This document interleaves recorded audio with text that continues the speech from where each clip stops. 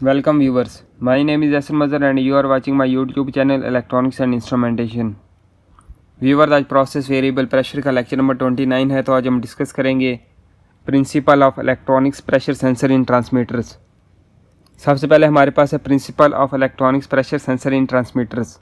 There is total 3 main types of electronics pressure sensor are use in transmitters: piezo resistive strain gauge, differential capacitance and mechanical resonance. पहले number में हमारे पास है piezo resistive strain gauge. A piezoresistive is a device which changes its resistance when pressure is applied. Strain gauge is a classical example of piezoresistive element. Viewers, piezoresistive एक ऐसी device है कि जब इस पे प्रेशर अप्लाई किया जाता है तो ये रेजिस्टेंस चेंज करती है। स्ट्रेन गेज पीजोरेजिस्टिव की एक क्लासिक एग्जांपल है। ये डायग्राम के अंदर आप स्ट्रेन गेज देख सकते हैं। Working: if we stretch the strain gauge then the length of strain gauge is increase and cross sectional area is decrease, then the electrical resistance is increased. Viewers, अगर हम strain gauge को खींचें तो जिससे strain gauge की लंबाई में इजाफा होगा, लेकिन इसका क्रॉस सेक्शनल एरिया कम होगा। लंबाई के अंदर इजाफे की वजह से इलेक्ट्रिकल रेजिस्टेंस बढ़ेगी। If we squeeze the strain gauge then the length of strain gauge is decrease and cross sectional area is increase, then the electrical resistance is decrease. अगर हम स्ट्रेन गेज को दबाएँ तो जिससे स्ट्रेन गेज की लंबाई कम होगी, लेकिन इसका क्रॉस सेक्शनल एरिया बढ़ेगा, जिसकी वजह से इलेक्ट्रिकल रेजिस्टेंस कम होगी। हमारे पास फार्मूला है R is directly proportional to length divided by area. यानी कि अगर लेंथ बढ़ेगी तो रेजिस्टेंस बढ़ेगी, इसी तरह लेंथ कम होगी तो रेजिस्टेंस कम होगी।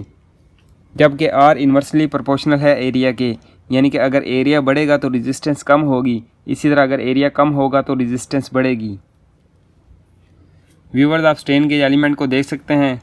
ये हमारे पास लेंथ है, तो जब लेंथ बढ़ेगी तो रेजिस्टेंस बढ़ेगी, इसी तरह लेंथ कम होने पर रेजिस्टेंस कम होगी।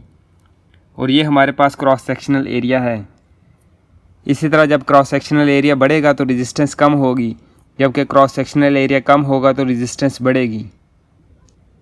Electronic circuit: changing in resistance is measured by electronic circuit with the help of Wheatstone bridge rectifier circuit.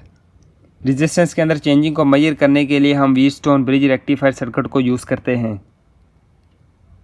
Complete system: In this circuit there is total 4 resistor R1, 2, 3 and R4 strain gauge.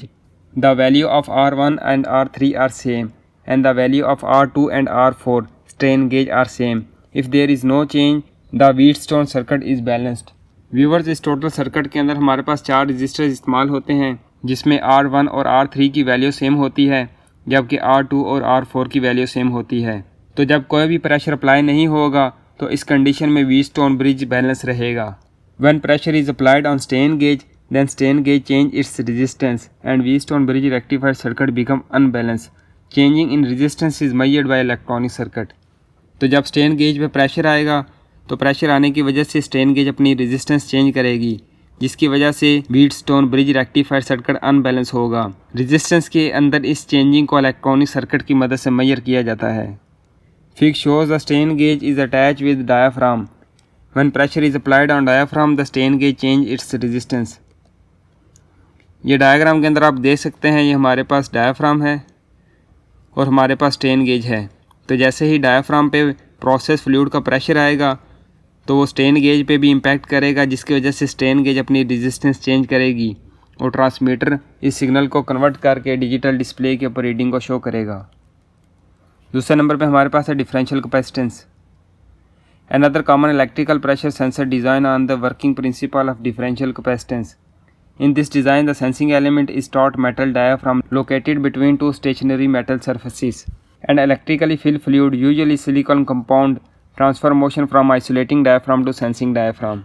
एक और हमारे पास pressure sensor है जो कि differential capacitance के असूल पे काम करता है। इस डिज़ाइन के अंदर हमारे पास सेंसिंग एलिमेंट एक टॉट मेटल डायाफ्राम होता है जो कि 2 स्टेशनरी मेटल सर्फेसिस के दरमियान में लगा होता है। इलेक्ट्रिकली फिल फ्लूइड जो कि ज़्यादातर सिलिकॉन कंपाउंड होता है, वो आइसोलेटिंग डायाफ्राम से सेंसिंग डायाफ्राम तक मोशन को ट्रांसफ़र करता है। ये डायग्राम के अंदर आप डिफरेंशियल कैपेसिटेंस सेंसर को देख सकते हैं, जिसमें ये हमारे पास आइसोलेटिंग डायाफ्राम है, ये हमारे पास सेंसिंग डायाफ्राम है, ये हमारे पास स्टेशनरी प्लेट्स हैं, ये हमारे पास फिल फ्लूइड सिलिकॉन कंपाउंड है और ये हमारे पास सॉलिड फ्रेम है। तो जैसे ही हाई और लो साइड पे प्रोसेस फ्लूइड का प्रेशर आएगा तो डायाफ्राम की मूवमेंट कुछ ऐसे होगी। ये हमारे पास फिक्स प्लेट है और ये हमारे पास मूवेबल प्लेट है। तो जैसे ही हाई और लो साइड पे प्रोसेस फ्लूइड का प्रेशर आएगा तो हाई साइड वाली फिक्स प्लेट और मूवेबल प्लेट के दरमियान डिस्टेंस बढ़ेगा, जिसकी वजह से कैपेसिटेंस कम होगी, जबकि लो साइड वाली फिक्स प्लेट और मूवेबल प्लेट के दरमियान डिस्टेंस कम होगा, जिसकी वजह से कैपेसिटेंस बढ़ेगी। Working the area of plates are same but the distance between plates are changing. The changing in distance between plates causes changing in capacitance.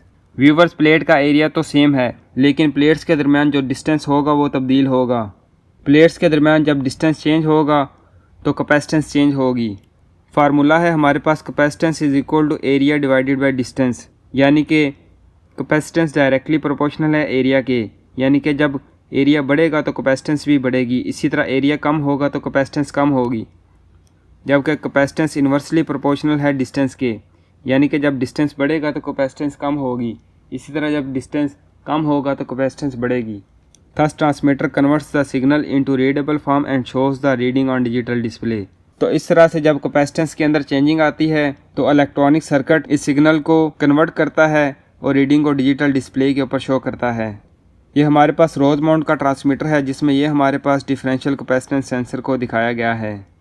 Last में हमारे पास है mechanical resonance, another common electrical pressure sensor design on the working principle of resonant frequency. In this design the sensing element include oscillator circuit, string, magnet and diaphragm. Viewers, एक और हमारे पास electrical pressure sensor है जिसका working principle resonant frequency है। इस design के अंदर हमारे पास ऑसिलेटर सर्किट, स्ट्रिंग, मैग्नेट और डायाफ्राम वगैरह शामिल है।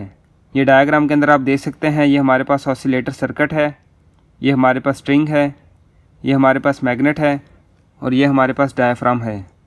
Working principle, in normal condition when there is no pressure the string is vibrating due to oscillator circuit frequency. Normal condition के अंदर जब प्रोसेस का प्रेशर नहीं होगा तो ऑसिलेटर सर्किट फ्रीक्वेंसी की वजह से जो स्ट्रिंग है वो वाइब्रेट कर रही होगी।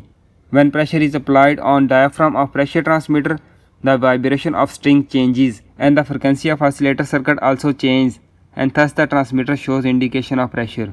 तो जब प्रेशर ट्रांसमीटर के डायाफ्राम पे प्रोसेस फ्लूइड का प्रेशर आएगा जिसकी वजह से स्ट्रिंग की वाइब्रेशन जो है वो चेंज होगी और ऑसिलेटर सर्किट की फ्रीक्वेंसी भी चेंज होगी, जिसकी वजह से ट्रांसमीटर प्रोसेस फ्लूइड के प्रेशर को शो करेगा।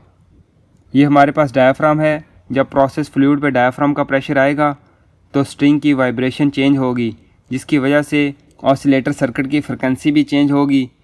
तो ट्रांसमीटर इस चीज़ को नोट करेगा और डिस्प्ले पे रीडिंग को शो करेगा। This type of mechanism is mostly use in Yokogawa transmitter. ये वाला मैकेनिज्म है योकोगावा ट्रांसमीटर के अंदर ज़्यादातर इस्तेमाल होता है। ये आप डायग्राम के अंदर देख सकते हैं, ये हमारे पास योकोगावा का ट्रांसमीटर है। In Yokogawa transmitter the resonant circuit is used on both sides, mean each resonant circuit on one side. Viewer, Yokogawa के ट्रांसमीटर के अंदर ये रेजोनेंट सर्किट दोनों साइडों पे इस्तेमाल होता है। When pressure inter on isolating diaphragm and transfer motion to a single sensing diaphragm via fill fluid where the resonant element changes frequency with diaphragm strain। जब प्रेशर आइसोलेटिंग डायाफ्राम पे आएगा और फिल फ्लूइड आइसोलेटिंग डायाफ्राम से sensing diaphragm तक motion को transfer करेगा जहाँ पे मैकेनिकल रेजोनेंट सर्किट लगा हुआ है।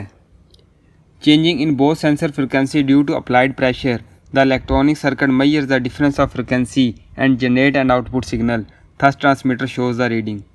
व्यूवर, दोनों साइड पे प्रेशर आने की वजह से दोनों साइड की फ्रीक्वेंसी डिफरेंट होगी और इस फ्रीक्वेंसी डिफरेंस को इलेक्ट्रॉनिक सर्किट की मदद से मेजर किया जाता है, जिसकी वजह से ट्रांसमीटर आउटपुट सिग्नल जनरेट करता है।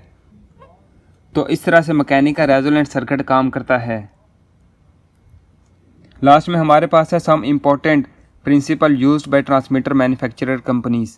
ये कुछ ट्रांसमीटर मैन्युफैक्चरर कंपनीज हैं जिसमें हमारे पास ABB, फॉक्सबोरो और हनीवेल है, जिसमें ज़्यादातर पीजो रेजिस्टिव स्ट्रेन गेज को इस्तेमाल किया गया है, जबकि रोज माउंट 1151, 3051 और 3095 के जितने ट्रांसमीटर हैं इसमें डिफरेंशियल कैपेसिटेंस सेंसर को इस्तेमाल किया गया है, जबकि योकोगावा के ट्रांसमीटर EGX सीरीज़ के अंदर मैकेनिकल रेजोनेंस सर्किट को इस्तेमाल किया गया है। व्यूवर्स, ये था आज का लेक्चर। नेक्स्ट लेक्चर में इंशाल्लाह हम डिस्कस करेंगे difference between hard and field foundation transmitter. Thanks for watching.